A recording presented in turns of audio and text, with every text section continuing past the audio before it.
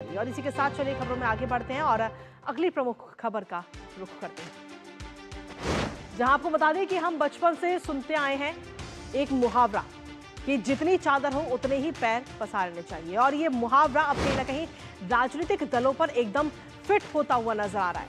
ऐसा दरअसल हम इसलिए कह रहे हैं क्योंकि राज्यों के आर्थिक हालातों को जाने बगैर चुनाव के समय तो भर भर कर वादे कर दिए जाते हैं और फिर जब सत्ता में आ जाते हैं तो मुफ्त के वादों की सियासी चादर का सच सामने आ जाता है, जैसे हिमाचल या कर्नाटक में अब दिख भी रहा है। दरअसल कर्नाटक में 5 जनवरी से बस का किराया 15% तक बढ़ने जा रहा है, तो वहीं हिमाचल प्रदेश में तो मुख्यमंत्री को ही अब कहना पड़ रहा है कि हम भी बिजली के बिल पर सब्सिडी नहीं लेंगे, प्लीज जनता भी ना ले। अब हिमाचल प्रदेश में चुनाव के दौरान तो कांग्रेस ने वादा किया था कि 300 यूनिट फ्री बिजली दी जाएगी, पर यह वादा तो सरकार पूरा नहीं कर पाई, बल्कि जो 125 यूनिट फ्री पहले से जनता को मिल रही थी उसे भी छोड़ने की अपील मुख्यमंत्री सुखविंदर सिंह सुक्खू करते नजर आ रहे हैं। दरअसल हिमाचल प्रदेश में इन दिनों आर्थिक बदहाली के संकट से जूझ रहा है और ऐसे में इन हालातों से उबरने के लिए और अर्थव्यवस्था को पटरी पर लाने की कोशिश सरकार कर रही है। फिलहाल जनता के जहन में एक ही सवाल है कि आर्थिक बदहाली में कैसे आएगी खुशहाली। इसी पर करेंगे बात, लेकिन उससे पहले आपको बताते हैं कि बिजली सब्सिडी को लेकर विपक्ष किस तरह हमलावर है। तो कहीं ना कहीं मुफ्त वादों का जो सच है वो इस वक्त सामने आ चुका है और जनता पूछ रही है क्या हुआ तेरा वादा, क्योंकि हिमाचल में बिजली सब्सिडी पर अब बवाल मचा हुआ है। 300 यूनिट फ्री देने का वादा किया गया था, लेकिन जो 125 जनता को मिल रही थी उसको भी छोड़ने की अपील अब कहीं ना कहीं सुक्खू करते हुए नजर आ रहे हैं। और उनका ये कहना है कि हमने अपनी सब्सिडी छोड़ी है, आप भी अपनी सब्सिडी को छोड़ दीजिए। जो लोग अपने घरों में मजबूत हैं उनसे अपील ये की गई है। नेता प्रतिपक्ष जयराम ठाकुर ने सीधे तौर पर इसको लेकर अब सवाल खड़े कर दिए हैं, इस मामले को लेकर के, इस वादे को लेकर, और जनता के साथ वादा खिलाफी करने का ये बड़ा आरोप इस वक्त सुखविंदर सिंह सुक्खू पर लगाया गया है। सीधे तौर पर जो वादा किया गया था 300 यूनिट का, वो वादा पूरा नहीं हुआ है। कहना है कि कांग्रेस ने गारंटियों के दम पर सत्ता हासिल की है, क्योंकि ये गारंटियां दी गई जनता से, लोक लुभाव में वादे किए गए चुनाव के दौरान और अब वो वादे पूरे नहीं किए जा रहे हैं। 300 यूनिट बिजली मुफ्त देने का ये वादा किया गया था और किस तरीके से सब्सिडी को लेकर घिरते हुए नजर आ रहे हैं सुखविंदर सिंह सुक्खू, वो भी आपको दिखाते हैं, क्योंकि संपन्न लोगों से बिजली सब्सिडी छोड़ने की अपील सुखविंदर करते हुए नजर आए हैं। सीएम समेत सभी कांग्रेस विधायकों ने अपनी जो सब्सिडी है उसे छोड़ दिया है, जो बिजली पर उन्हें सब्सिडी मिलती है। कांग्रेस ने लोगों को 300 यूनिट बिजली मुफ्त में देने का वादा किया था, लेकिन पिछली सरकार में 125 यूनिट फ्री मिल रही थी जनता को और अब उसे भी छोड़ने की बात कही जा रही है। बिजली सब्सिडी पर अगर हम देखें तो सालाना काफी खर्चा आता है। संपन्न लोगों से बिजली सब्सिडी छोड़ने की अपील इस वक्त सुखविंदर सिंह सुक्खू करते हुए नजर आ रहे हैं। तो ये तो बात रही हिमाचल प्रदेश की, लेकिन इसके साथ ही अगर बात करें कर्नाटक की, तो वहां पर भी महंगाई का असर है। कैसे, वो आपको दिखाते हैं। कर्नाटक में महंगाई का वार सीधे तौर पर नजर आ रहा है, क्योंकि 5 गारंटी अब कहीं ना कहीं जी का जंजाल बनती हुई वहां पर सरकार के लिए नजर आ रही है। चुनाव के दौरान जो 5 गारंटियां की गई थी वो अब मुश्किल बन रही है। बस का सफर अब कहीं ना कहीं कर्नाटक में आगामी 5 तारीख से 5 जनवरी से महंगा होता हुआ नजर आएगा। इसके साथ ही अगर हम देखें तो 5 जनवरी से किराए में 15% की वृद्धि करने की बात कही गई है, यानी कि जो आम जनता है सीधे तौर पर उसकी जेब पर असर पड़ने जा रहा है। जनता की जेब कटेगी और जो वादा किया गया था उस वादे के मुताबिक तो बिल्कुल नजर नहीं आ रहा। खासतौर पर जो 5 गारंटियां थी वो अब जी का जंजाल सरकार के लिए बनती नजर आ रही है। नए साल पर जहां एक तरफ हम देखें तो लोगों को सपनों का घर मिलने जा रहा है, उनका सपना सच हो रहा है, लेकिन वहीं दूसरी तरफ कर्नाटक में जनता को झटका लग रहा है महंगाई का।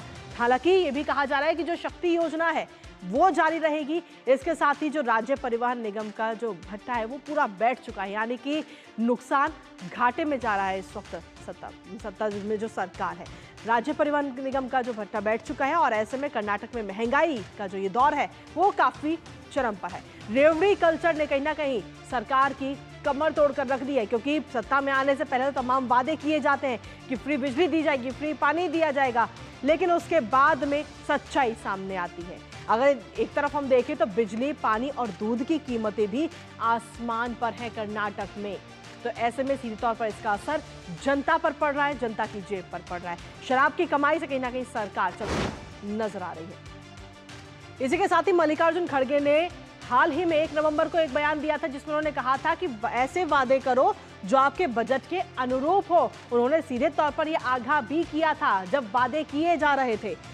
उन्होंने कहा था कि बिना विचार किए वादे किए तो दिवालिया हो जाएंगे। सीधे तौर पर मल्लिकार्जुन खड़गे आगाह करते हुए नजर आए थे कांग्रेस को, लेकिन उसके बावजूद भी ये तमाम वादे किए गए। सड़कों पर रेत डालने के भी पैसे नहीं होंगे, ये बात कही गई थी। और ऐसे में सवाल यही उठ रहा है कि जब आगाह किया गया था तो उसके बावजूद भी क्यों ये वादे किए गए। इसी पर ताजा अपडेट लेते हैं। हमारे साथ में हमारे सहयोगी इस वक्त जुड़ रहे हैं, सीधा उन्हीं का रुख करेंगे। हमारे साथ में इस वक्त शिमला से हमारे सहयोगी जुड़ रहे हैं कुलदीप, और साथ ही बेंगलुरु से शुभा हमारे साथ जुड़ रही हैं। सबसे पहले कुलदीप, आपके पास में आना चाहेंगे। आप क्योंकि शिमला में रहते हैं और वहां के लोगों से भी आप बात करते होंगे, क्योंकि चुनाव के दौरान तो कांग्रेस ने तमाम वादे किए थे और खासतौर पर बिजली का वादा किया था, लेकिन अब कहीं ना कहीं सरकार जो है घाटे में जा रही है और अब लोगों से अपील करनी पड़ रही है कि भाई जो 125 यूनिट आपको फ्री मिल रही है आप उसे भी छोड़ दीजिए।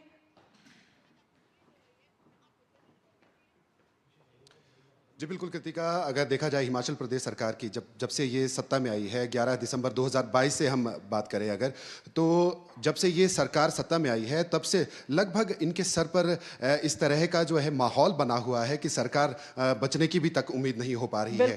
जहां तक बात रही वित्तीय संकट की, तो बिजली का एक मामला इसमें काफी छोटा नजर आता है, क्योंकि बाकी सभी क्षेत्रों में अगर देखा जाए तो प्रदेश सरकार बहुत ज्यादा संसाधन विहीन इस वक्त जो है नजर आ रही है।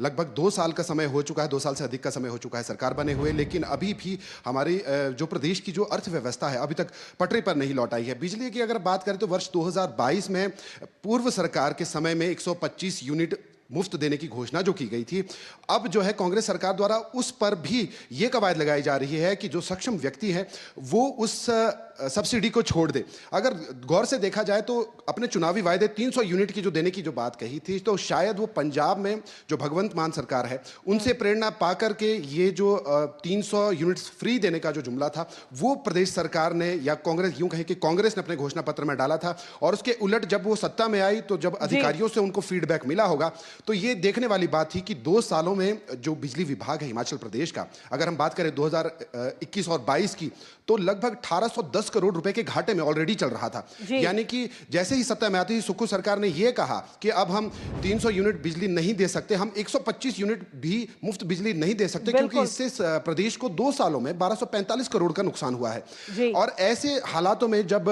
सरकार के पास ज्यादा संसाधन ना हो तो इस तरह की कवायद चलाना लाजमी है। कृतिका, फिलहाल देखना होगा कि हिमाचल प्रदेश में जनता खुशहाली की ओर कब बढ़ेगी, इस पर नजर बनाकर रखिएगा कुलदीप। लेकिन इसके साथ ही शुभा हमारे साथ जुड़ रही है बेंगलुरु से। शुभा, अगर बात कर्नाटक की जाए तो जनता की जेब पर इस वक्त कहीं ना कहीं हम ये कहें कि झटका मिलने जा रहा है नए साल के तौर पे। 15% किराए में बढ़ोतरी बसों के।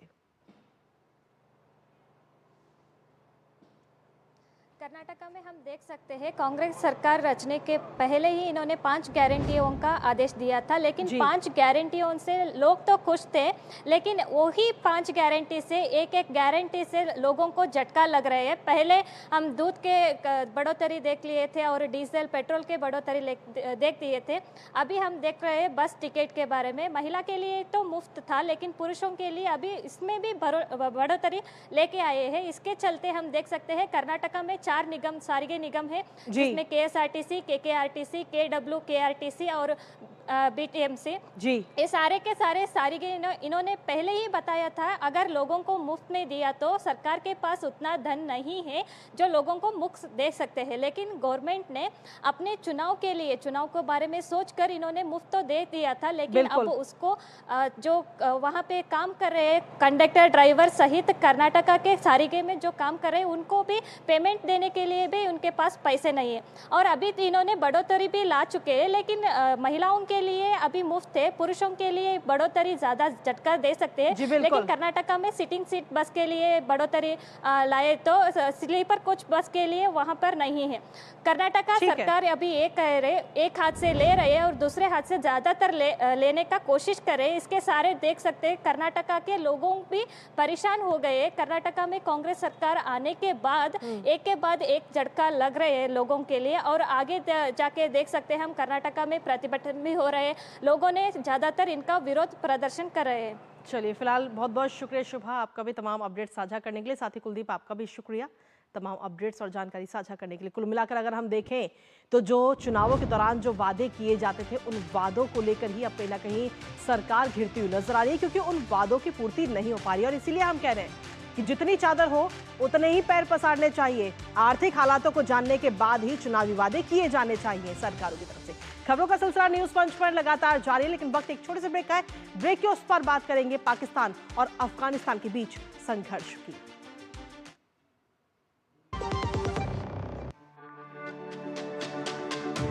मेरी पसंद, मेरी पसंद, मेरी पसंद, मेरी पसंद, हमारी पसंद, हम सबकी पसंद। मजबूत देश का मजबूत सरिया हो गया स्टील।